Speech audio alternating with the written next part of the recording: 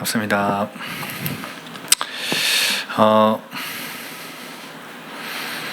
제가 질문 하나 드릴게요. 아브라함, 모세, 다윗, 엘리야, 세례 요한, 그리고 예수님. 몇 명이죠? 하나, 둘, 셋, 넷, 다 여섯 명이네요. 이 6명의 공통점이 뭔지 아세요? 다시 한번 불러볼게요. 아브라함, 모세, 다윗, 엘리야, 세례 요한, 예수님. 공통점 찾기 어렵죠. 이 6명의 공통점은 다 광야를 지나온 사람들이에요. 이제 광야를 지났다라고 했을 때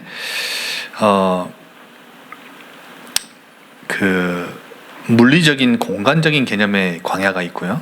그러니까 아까 제가 말씀드린 6명은 물리적인 공간적인 개념의 그 광야를 지나온 사람들이에요.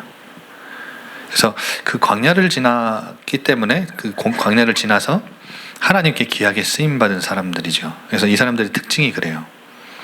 그리고 요셉과 바울 같은 경우는 사실 물리적인 공간적인 개념의 광야라기보다는 고난과 아픔, 괴로움, 핍박, 박해 이런 것 같이 내적 개념의 광야를 또 지났던 사람들이죠. 아브라함은 여러분 잘 아시다시피 원래 잘 살던 곳이었어요. 나영화 목사님이 지난번에 설교하시다가 아브라함이 살던 갈대아 우루 그 땅에는 실제로 도시가 굉장히 잘 형성되어 있고 상하수도 시스템도 되어 있을 만큼 굉장히 발전한 도시였대요. 그런데 여러분 갈대아 우르 메소포타미아 지역을 비옥한 농경지대가 있는 그곳을 떠나서 하나님 말씀 붙잡고 광야로 나와서 나그네 인생을 살았죠. 그리고 모세도 여러분 40년 왕궁에서 살았지만 40년 어디서 살았죠? 광야에서 지냈어요. 그 광야 이름이 뭐였죠? 미디안 광야죠. 그러다가 이제 시내산에서 하나님을 만났는데 그 시내산도 어디에 위치했냐면 광야 한복판에 있어요. 그러니까 모세는 광야에서 40년의 목동 생활하면서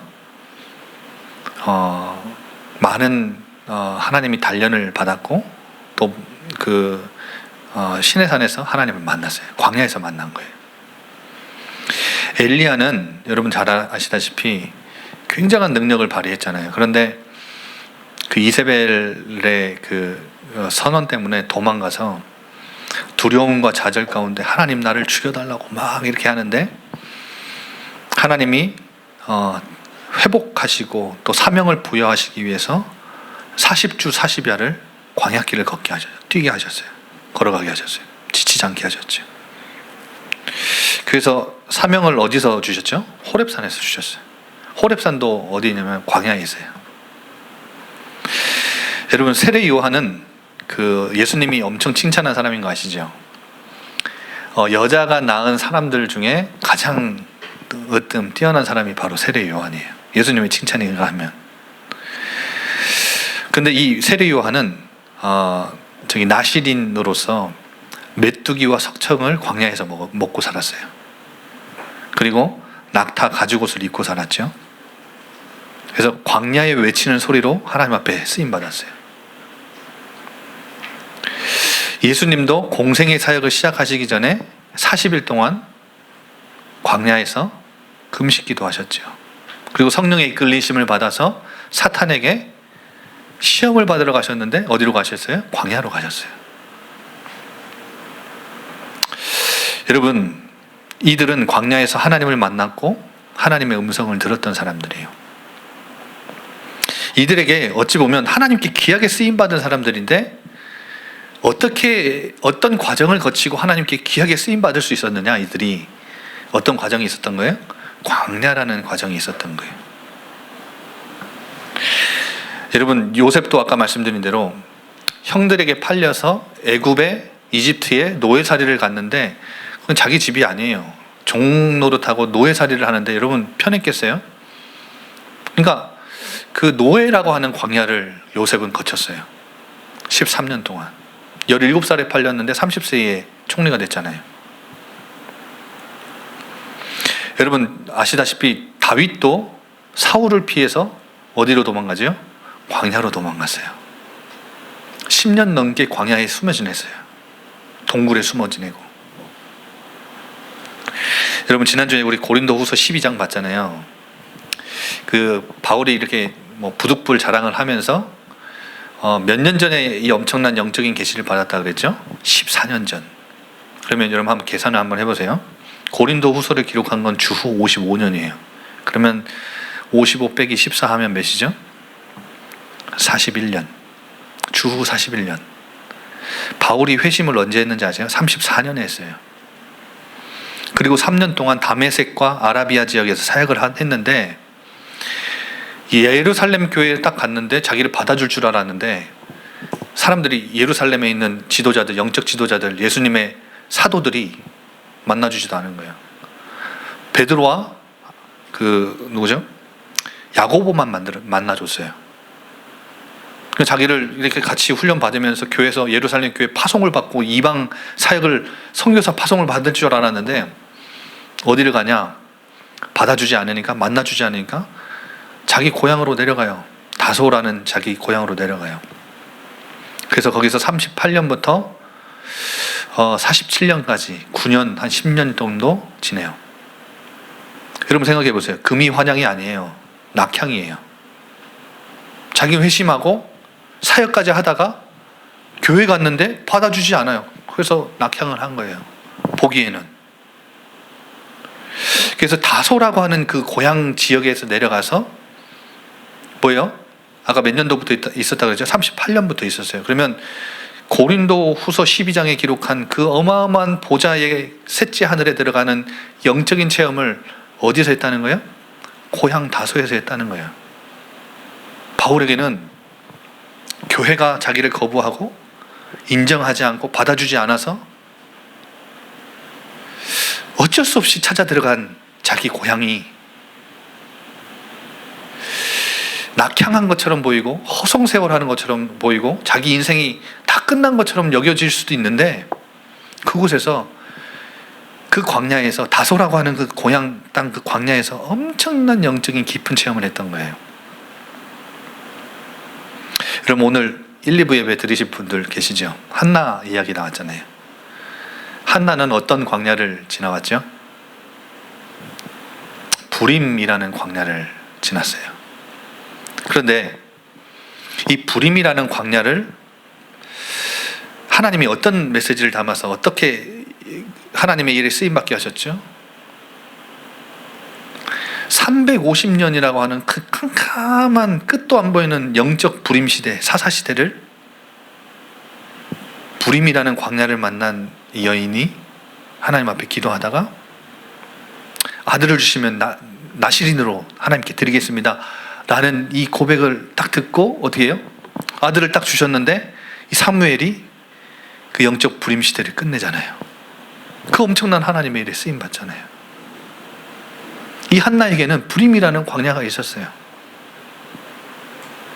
거기를 지나서 모든 제가 말씀드린 이 모든 어마어마한 우리가 알고 있는 하나님께 귀하게 쓰임 받았던 시대적인 인물들이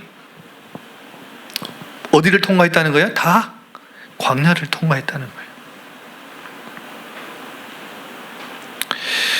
이들에게 고통과 형벌의 장소가 아니었어요. 광야는 인생의 낭비, 실패, 허비하는 세월 아니었어요.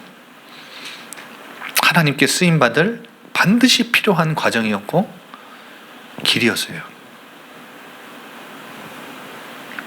여러분 오늘 이 신명기서 8장을 통해서 이스라엘도 광야를 우리가 너무 잘 알다시피 출애굽해서 광야를 40년간 지내서 걸어왔죠.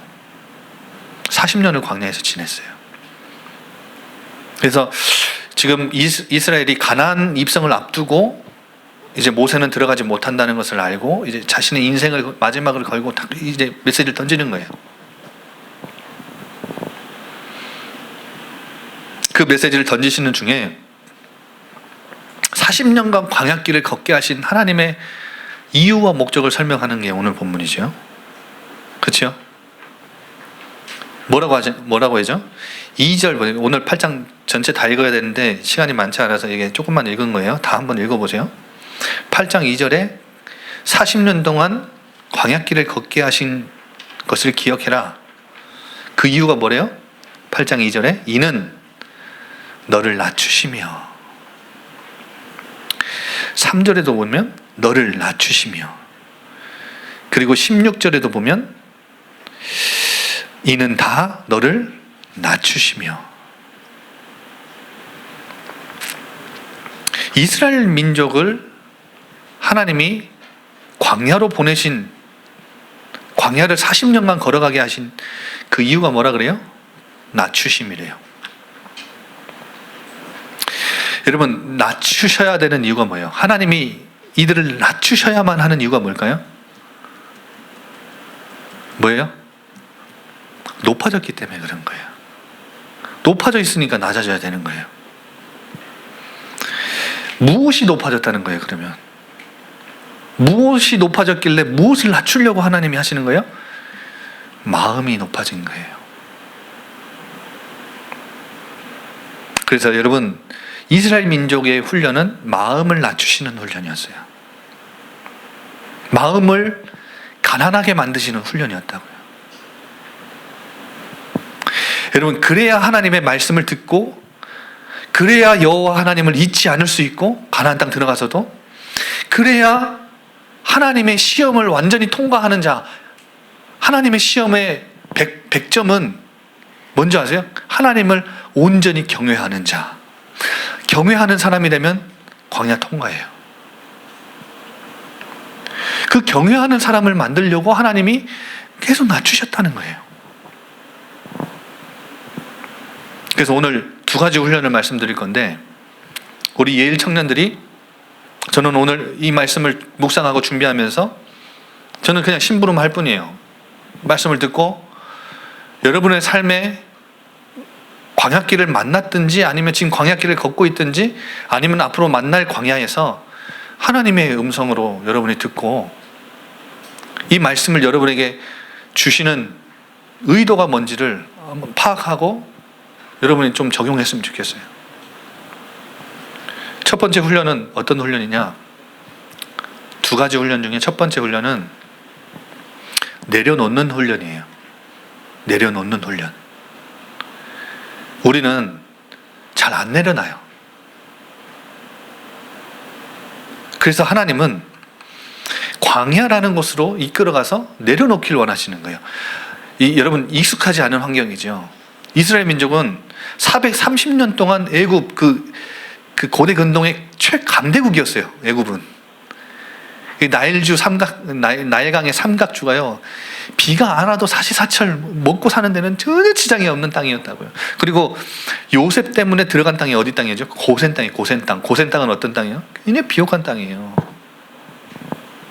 이들은 유목민이었기 때문에 고센 땅을 줘서 거기서 유목하면서 살도록 굉장히 좋은 땅을 줬다고요. 그러니까 이들은 좋은 환경에서, 좋은 땅에서 혜택을 받으며 누리며 살다가 나중에 이제 출애굽시키려고 하니까 요셉을 알지 못하는 이제 새 왕조가 일어나서 괴롭히고 압박을 하니까 노예살이를 시키니까 그때야 이제 한 명도 남김없이 다 빠져나온 거죠. 하나님이 또 그렇게 만드신 거예요. 그런데 더 중요한 것은 광야는 이들에게 익숙하지 않은 곳이에요. 여러분, 400년을 살면 그냥 애굽 사람이라고 봐도 되죠. 여러분, 애굽이 익숙하지 광야는 익숙한 사람들이 아니에요. 그런데 광야를 굳이 지나게 하신 이유는, 빨리 갈 수 있는 길이 있음에도 불구하고 광야로 내모신 이유는 익숙한 것들과 멀리 거리두기 하라고, 멀리 하라고. 여러분, 그 새로운 환경에 가고 익숙하지 않은 환경에 가면 불편하죠. 근데 불편하지만 불편함이 때로는 우리에게 필요하기도 해요. 여러분, 지금 핸드폰 엄청 우리 갖고 있잖아요. 지금 핸드폰 하고 있는 랩런트들도 좀 아마 있을 거예요. 제 눈이 어디를 향하고 있는지. 자, 여러분, 그 핸드폰 메시지 다 적으시는 거겠지. 근데 여러분, 핸드폰을 혹시 놔두고 어디 가본 적 있으세요? 되게 불편하죠. 못 견디겠죠. 그래서 요즘에는 뭐 스마트워치 뭐 이런 것도 다 차고 다니는데, 여러분 핸드폰 하나 없이 우리가 어디를 뭐 1시간 가도 불편해 죽겠어요. 그런데 핸드폰 없이 하루 정도, 이틀 정도 지내본 적 있으세요? 아마 엄청 편할걸요, 여러분. 상상도 하기 싫겠지만 한번 해보세요. 엄청 편할 거예요.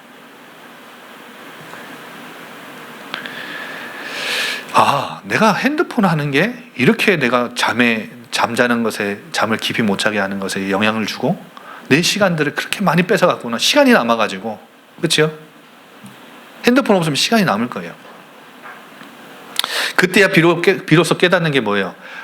핸드폰 하는 시간이 이렇게도 내가 많았구나. 불필요한 것들을 깨닫게 되지요.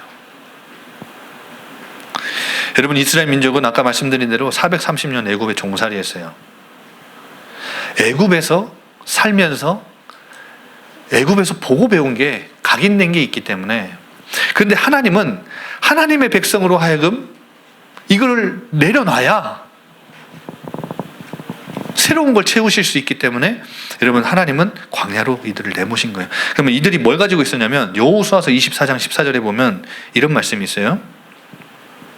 여호수아가 이제 마지막 자신의 유언의 말을 하면서 이들에게 이런 말을 하죠. 너희 조상들이 강 저쪽과 애굽에서 섬기던 신들을 치워버리고 여호와만 섬겨라. 애굽에서 뭘 섬겼대요? 신들을 섬겼대요. 여러분, 어느 장면에서 우리가 애굽에서 이들이 우상을 섬겼다는 것, 우상을 따라 섬겼다는 것을 어디서 볼 수 있죠? 출애굽기 32장에 보면 이스라엘 민족들 하나님 출애굽시키셔가지고 성막을 짓기 직전에 모세는 시내산에 이제 십계명을 받으러 갔잖아요.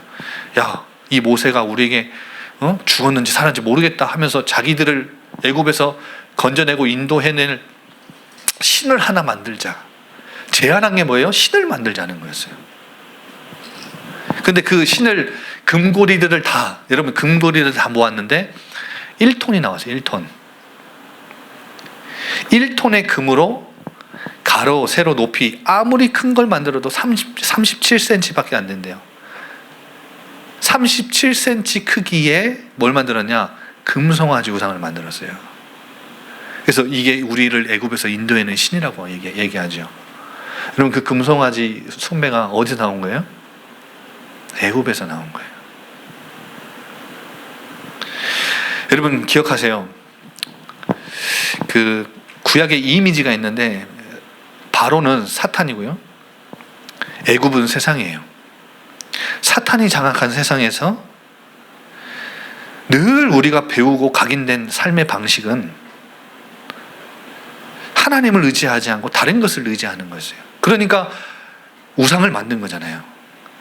애굽 사람들은 하나님을 믿지 않는 백성이에요. 그래서 자기들이 늘 신을 섬기고, 뭐 날강도 신이었고, 뭐 추수하는 것도 신이었고, 비 오는 것도 신이었고, 다 신이었어요. 10가지 재앙의 신들에 대한 심판이었잖아요. 다 신이었는데 이스라엘 민족이 그걸 다 보고 배운 거예요. 각인된 거예요. 이 삶의 방식을 하나님은 바꾸길 원하시는 거예요. 그래서 여러분, 6월절 어린 양의 피를 바르고 빠져나오는 건 하루아침에 했는데, 하나님의 자녀가 된 출애굽한 이스라엘 민족 그 안에서 생각과 마음속에서 각인된 걸 뿌리 뽑는 데는 40년이 넘게 걸렸다는 거.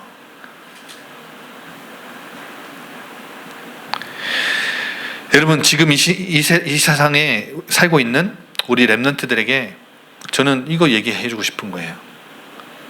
우리는 그러면, 이스라엘 민족은 자기들이 보고 배웠던 애굽의 우상, 세상에서 배웠던 거 그거 내려놨다면 우리 랩런트들은 뭘 내려놔야 되는가? 하나님이 여러분에게 그 광야를 만나게 하셔서 뭘 내려놓기를 원하시는가? 지금 이 시대의 바로인 사탄은 어떤 전략을 쓰고 있는가? 최고의 사탄의 지금 이 시대의 전략은 바로 나 중심입니다. 나 중심. 나 중심의 삶의 방식을 하나님은 여러분 내려놓기를 원하세요. 특히 지금 이 시대는 끊임없는 탐욕과 탐심, 끝없는 욕망과 소유욕에 사로잡혀 돈이면 물질이면 다라고 얘기하는 세상이고, 우리가 그렇게 배워왔기 때문에 돈 버는 거는 뭐 뭐든 하지요. 뭐든 해요. 뭐든. 돈 버는 거면 뭐 부모도 팔아요. 부모도 버리잖아요. 사람도 죽여요. 보험금 달라고. 여러분, 우리 랩런트들 꼭 기억하셔야 돼요. 우리가 돈 때문에 탐욕과 탐심, 끝없는 소유욕과 욕망, 더 쌓아야 돼, 더 채워야 돼, 더 우리가 손에 쥐어야 돼. 여러분, 그런 삶에는 평안과 안위가 없습니다. 늘 두려움과 염려가 깔려 있어요. 왜냐하면 근본에 뭐가 깔려 있는 거냐면, 내 인생은 내가 주인이라는 거예요. 나를 위해서 돈을 벌어야 되고, 여러분 통장의 액수를, 동그라미를 늘려가야 되는 거예요. 나를 위해서.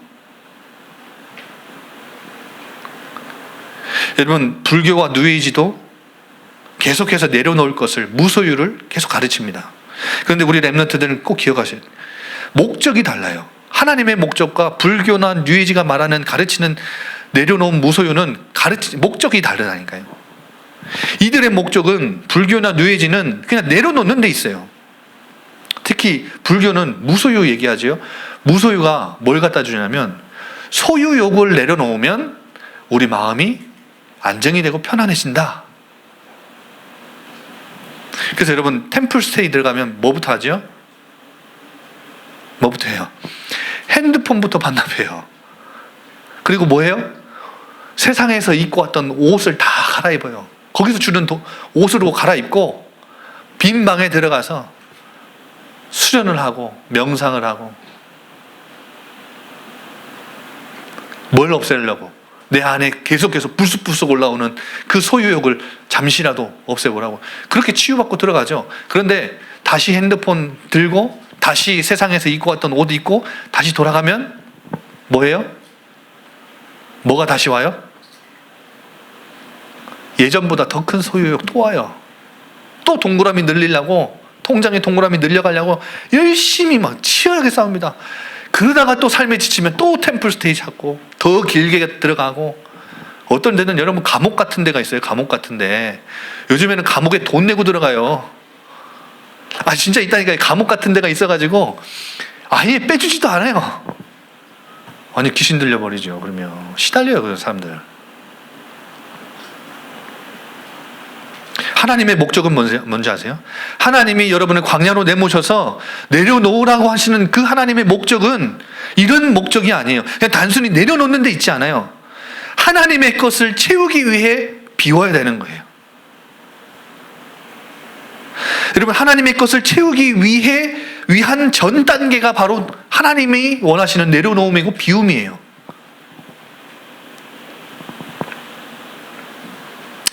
그래서 여러분, 하나님의 것으로 채워질 때 비로소 진짜 인간이 느낄 수 있는 그 행복의 극치, 최고의 희열을 그때야 느낄 수 있는 거예요. 여러분, 세상 주인 노릇하는 사탄이 늘 우리에게, 이 바로가 늘 우리에게 주는 메시지는 뭔지 아세요? 끊임없이 가지라 그래요. 꼭 붙들고 있으라 그래요. 우리 랩런트들 절대 손에 쥔 거 놓치지 말라고 유혹하고요. 투쟁하고 쟁취하고 수단 방법 가리지 않고 손에 쥐라고 가르쳐요. 그럼 그게 세상이에요. 그게 행복이라고 여러분 가르친다니까요. 우리 랩런트들, 저는 여러분에게 왜 이렇게 힘써서 계속 이런 말들을 하냐면, 저는 청년 사역은 가치관 싸움이라고 생각해요. 여러분, 가치관 싸움이 뭐예요, 목사님? 알바와의 싸움이에요. 알바하는 걸 위해서 여러분 진짜 모든 최선을 다해서 시간 맞추고 노력도 하고 에너지 바치고 시간도 하고 다 하지요.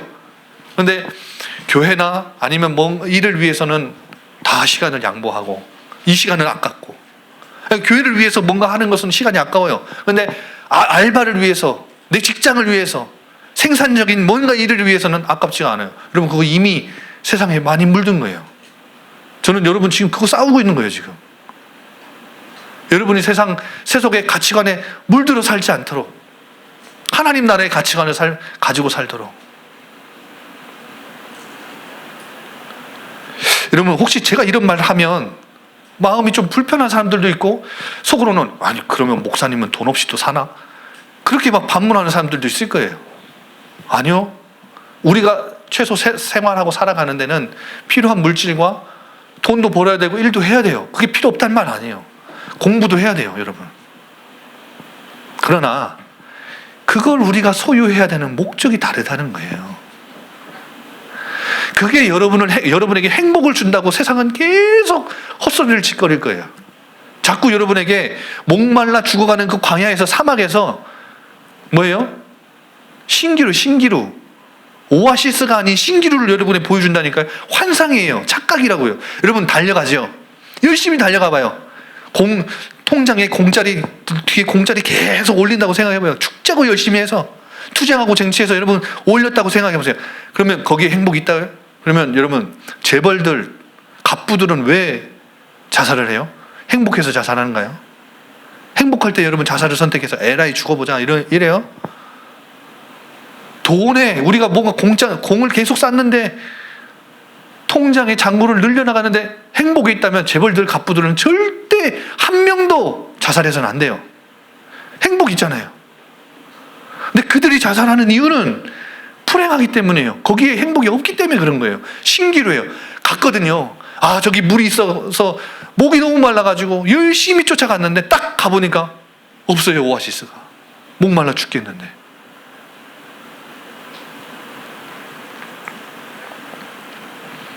중세시대는 신분이 있었지요. 귀족, 평민. 이게 신분을, 계급을 나눴다면 지금 이 시대는 돈이 계급을 나누고 신분을 나누죠. 그렇죠? 돈을 벌고 통장을 채운다고 행복 거기 없어요. 여러분, 노예가 뭐라고 생각해요? 노예는 스스로 조율할 수 없고 스스로 통제할 수 없는 게 노예예요. 우리는 구원받은 하나님 자녀인데 여전히 세상과 버텨서 양발 딱 거쳐놓고 뭘 하냐면 세상에서도 세상이 말하는 이 돈에 대해서 여러분 딱 양발을 걸쳐놓고 있으니까 뭐예요? 통제할 수가 없고 조율할 수가 없고 그것에 대한 욕망을 멈출 수가 없는 거예요. 돈에 묶여서 정작 중요한 거, 우리 영혼을 살리는 거, 이 중요한 것은 다 놓치고 그냥 돈에 매여 쫓겨 사는 사람들, 거기 끌려다니는 사람들, 그걸 보고 노예라 그래요. 여러분, 나 중심의 삶의 방식은 이렇게 무서운 거예요. 그리고 여러분 뭔가의 미래 계획 세우고 있지요. 근데 그게 여러분 하나님의 꿈이에요? 그거 진짜 물어야 돼요. 목사님, 저는 미래가 좀 잘 모르겠고 불투명한데요. 모르면 물어야 돼요. 하나님은 아시잖아요. 그냥 아시겠지 하고 놔두는 게 아니라 내 꿈은 놔두고 하나님이 나를 향한 계획과 뜻이 무엇인지를 물어야 돼요. 하나님의 꿈, 미래에 대해서 염려할 게 아니라 하나님이 나를 향한 계획이 뭔지, 뜻이 어디에 있는지, 거기는 상관없고 관심 없는데 늘 내 꿈, 내 계획, 내 뜻, 그거 보고 나 중심의 삶의 방식이라 그래요. 여러분, 광야는 이러한 나 중심의 삶을 철저히 내려놓게 하는 최적의 훈련 장소라는 거. 여러분 5절에 한번 보실래요? 8장 5절. 이거를 새번역 성경으로 제가 한번 읽어볼게요.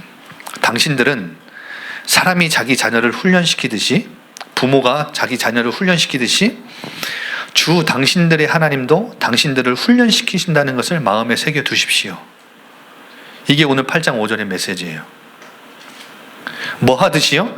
부모가 자녀를 훈련시키듯이. 하나님이 우리를 광야로 보내셔서 연단하고 훈련시키시는 목적은, 그 마음은 부모가 자녀를 훈련시키는 것과 같대요. 여러분 자녀 양육을 하는 부모들의 이야기를 들어보면 어느 나이가 되면 우리 아이가 갖고 싶은 것을 다 사주지 말아야 되는 멈추게 해야 되는 그 시기가 온대요. 이전에는 다 사주고 사랑 다 쏟아주고 다 하다가 나중에는 어느 한 딱 시기가 오면 통제할 수 있도록, 그리고 아무리 갖고 싶어도 때를 쓰지 않도록, 그리고 욕심을 내려놓을 수 있는 자기가 통제할 수 있는, 조율을 할 수 있는 그 마음을 가르치도록 하는 시기가 딱 온다는 거예요. 여러분, 이렇게 하나님은 우리를 훈련시키시는 심정이 그런 심정이에요. 여러분, 무엇이든지 우리에게 주고 싶으시고 주실 수 있는 능력도 하나님은 충분해요. 그런데 여러분, 때로는 주시지 않고 기다리고 계실 때가 있죠. 그때는 언제냐면 우리를 훈련시키시고 성장시키시기 위함이에요. 우리 부모가 자녀를 양육하듯이. 이 하나님의 부모의 심정을 우리가 이해하지 못하면요, 하나님 내 기도만 안 들어주신다고, 나만 응답 없다고, 하나님 살아계신 거 맞냐고 원망하고 불평하고, 인생 망한 것처럼 막 광야의 축복의 길인지도 모르고 그렇게 되죠. 여러분, 나중에 여러분 한번 그 책 사서 한번 읽어보면 좋을 거예요. 옛날에 나온 책인데, 그 이용규 선교사님의 내려놓음이라는 책이 있어요. 이 내려놓음에 대해서 굉장히 의미 있게 써놓은 책인데, 이 선교사님이 한 번은 자녀가 3살 됐을 때 장난감을 이제 이 아이가 가지고 왔는데, 이 아이가 계산대에 이제 바코드를 찍어가지고 해야 이제 계산을 하고 자기 것이 되잖아요. 근데 이거를 계산대에 올려놓는 것도 뺏기는 줄 알고 끝까지 붙잡고 있더래요. 그래갖고 결국 이 선교사님이 어떻게 했냐면 아이를 들어 올려가지고 바코드를 찍고 이제 가져가게 했다는 거죠. 마치 하나님이 보실 때 우리도 그렇지 않을까? 내려놓으면 하나님의 것으로 나를 채워주시는 분이시고, 진짜 내가 지고 있는 것도 진짜 내 것이 되는 그 시간인데, 내려놓으면 내 손에서 당장이 없으면 뭐예요? 뺏기는 줄 알고, 내 것이 안 되는 줄 알고, 안 뺏기려고 아등바등 붙잡고 있지는 않는가? 여러분, 내려놓을 때 진짜 내 것이 주어진다는 사실. 우리 하나님 아버지는 내려놓을 때 그 빈 공간을 하나님의 것으로, 가장 좋은 것으로 채워주시는 하나님이라는 것을 여러분 경험해 봤으면 좋겠어요. 저와 여러분이 내려놨을 때, 비웠을 때 하나님이 무엇으로 채우시는지 그걸 좀 경험해 봤으면 좋겠어요. 그래서 이번에 청년국 저희가 반년이 벌써 지났잖아요. 하나님을 알아가는 세대, 알아가는 청년국. 근데 하나님을 알아간다는 것은 지금 이렇게 설교 시간에 하나님 어떤 분이고 하나님 이런 분이고 제가 설명을 잘 할 수 있는 능력이 없기 때문에 저는 여러분에게 하나님을 가르칠 수가 없어요. 그런데 하나님을 알아간다고 했을 때는 우리가 지식으로 공부해서 하는 게 아니라, 여러분 노트에다가 적어서 하는 게 아니라 하나님을 경험하고 체험함으로 하나님을 알아가는 것. 하나님 인격적인 분이시니까. 그러면 채우시는 하나님을 경험하려면 뭘 할 수 있어야 돼요? 내려놓을 수 있어야 돼요. 여러분의 원대한 꿈도 하나님의 꿈이 아니라면 내려놓을 수 있어야 돼요. 여러분이 지금 그토록 돈 벌려고, 직장 구하려고, 공부하고 막 하는 그것도 하나님 앞에 내려놓을 수 있어야 돼요. 내려놓는다는 것이 얼마나 큰 축복인지 몰라요. 그러면 두 번째 훈련은 뭔지 아세요? 내려놓고 비우면 하나님의 것으로 채우는 훈련이에요. 하나님이 채워주시는 것, 당신의 것을 채워주시는 것을 경험하는 훈련. 여러분, 광야는 어떤 곳이죠? 풀 한 폭이 나지 않고 나무 한 그루도 자라지 않는 것이에요. 민수기 20장 5절에 보면 이 모세에게 나와가지고 이스라엘 민족이 막 항의를 합니다. 네가 우리를 이런 광야에다가 데려와가지고 우리를 죽게 하느냐 하면서 하는 말이 뭔지 아세요? 참 재밌어요. 읽어볼게요. 이곳에는 파종할 곳이 없고 무화과도 없고 포도도 없고 석류도 없고 마실 물도 없도다, 이렇게 얘기해요. 예. 스스로 아무것도 얻을 수 없는 것이고 스스로 뭔가를 생산할 수 없는 땅이, 소출을 얻어낼 수 없는 땅이 바로 광야예요. 그러면 이스라엘 민족은 뭘 먹고 살았죠? 만나를 내려주셨죠. 맨날 내려주셨어요. 여러분, 심지어 모세에게 쫓아가서 돌을 던져 죽이려고 했던 그 다음 날도 하나님은 만나를 내려주셨어요. 가나안 들어갈 때까지.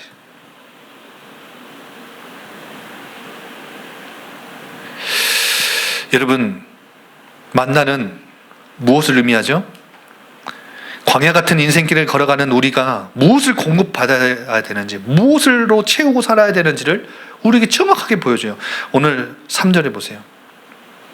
너희 조상들도 알지 못하던 만나를 너에게 하늘에서 내려 먹이신 것은 뭐예요? 사람이 떡으로만 사는 것이 아니요 여호와의 입에서 나오는 모든 말씀으로 사는 줄을 내가 알게 하려 하심이라. 알라고요. 뭐예요? 하나님의 자녀는 그냥 세상 양식 가지고 사는 게 아니라 하나님이 주시는 양식 가지고 사는 거야. 그게 뭐라고요? 말씀이에요. 그래서 주일날 이렇게 오면 말씀 받는 것에 여러분 기대를 가지시고 말씀으로 임재하시는 하나님을 간절함으로 나와야 이곳은 하나님이 임재가 가득한 공동체가 되는 거예요. 저는 오늘 찬양하는 거 보면서, 그리고 여러분 그 뒤에서 이렇게 앞에 앉아 있으면 뒤에서 이렇게 소리가 들리잖아요. 그러니까 마스크를 쓰고 있으니까 우리가 입을 벌려서 찬양하지 않는 버릇들이 더 많이 생긴 것 같아요. 사실 입 안 벌리면 잘 모르잖아요. 예전에는 마스크를 벗으면 그래도 찬양 인도자가 찬양 인도할 때 편해요. 영적인 감각도 편하고 쉽게, 여러분 입을 보면 다 찬양하는지 안 하는지 알 수 있으니까. 안 그래도 우리 교회는 미동이 없는 교회고 박수를 쳐도 박수를 잘 안 치는 교회인데 이 입도 잘 안 보이니까 이거는 하는 건지 보는 건지 잘 몰라요. 그래서 제가 막 앞에서 막 이렇게 가끔씩 잔소리도 하고 하는데 잘 안 보이니까 그런 거예요. 하고는 있겠죠. 그런데 여러분, 이렇게 주일날 여러분의 마음속에 찬양 시간과 이런 기도 시간과 이런 모든 순서 속에 하나님의 임재를 갈망하는 그 갈망이 여러분에게 있어야 돼요.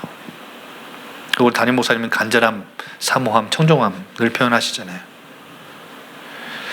왜냐하면 하나님은 하나님의 임재를 갈망하는 자들에게 반드시 자신을 나타내시고 말씀으로 만나주시는 분이니까요. 근데 여러분, 만나를 주실 때 만나 시스템이 있었어요. 6일 내내 주셨죠. 7일이 있는데 6일 동안 주셨어요. 근데 한마디로 여러분 주일날 이렇게 와서 말씀 받는 거, 그것도 중요한데 만나는 매일 먹어야 돼요. 매일 말씀 먹어야 돼요.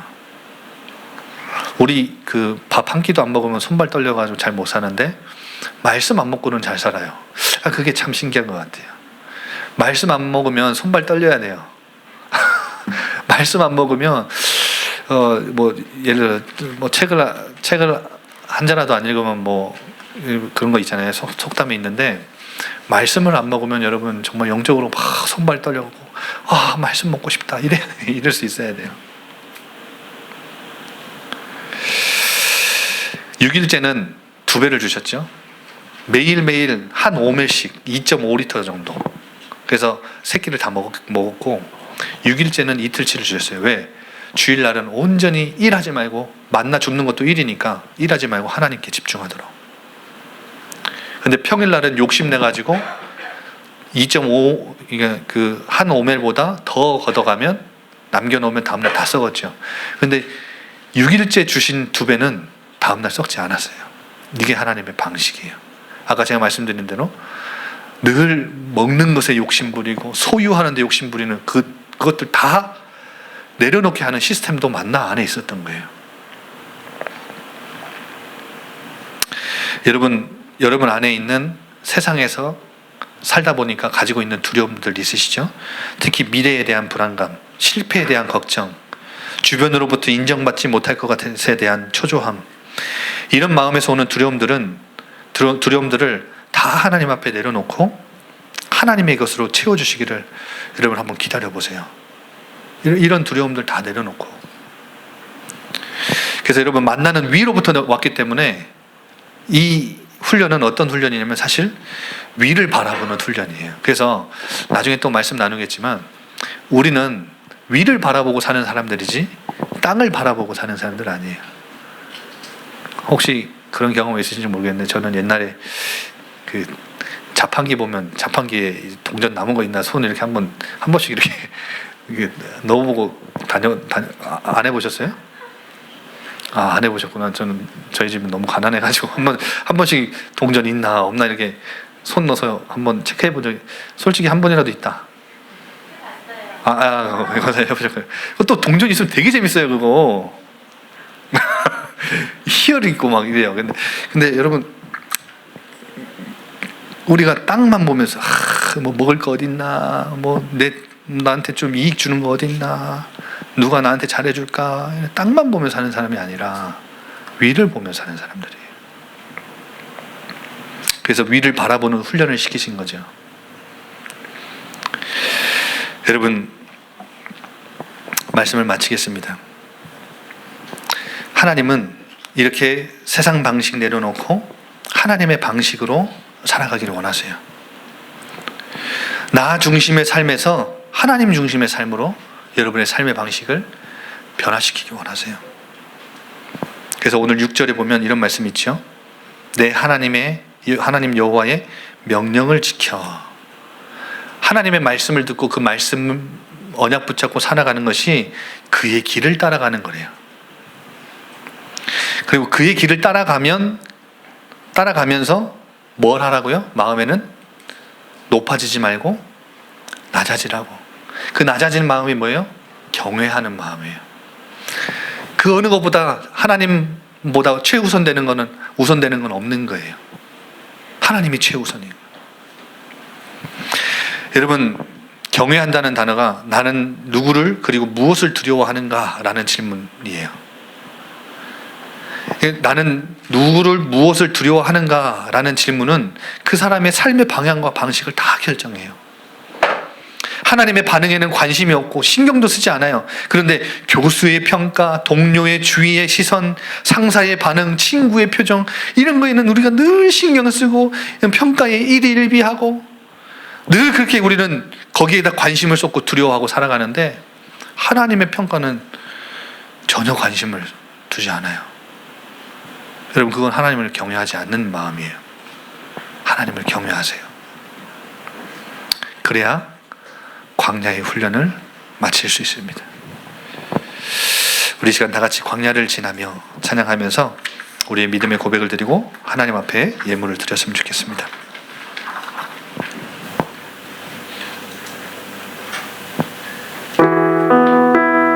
혹시 광야를 지나는 분들 계십니까? 광야를 만난 분들 계세요? 마음을 낮추시고 하나님을 경외하는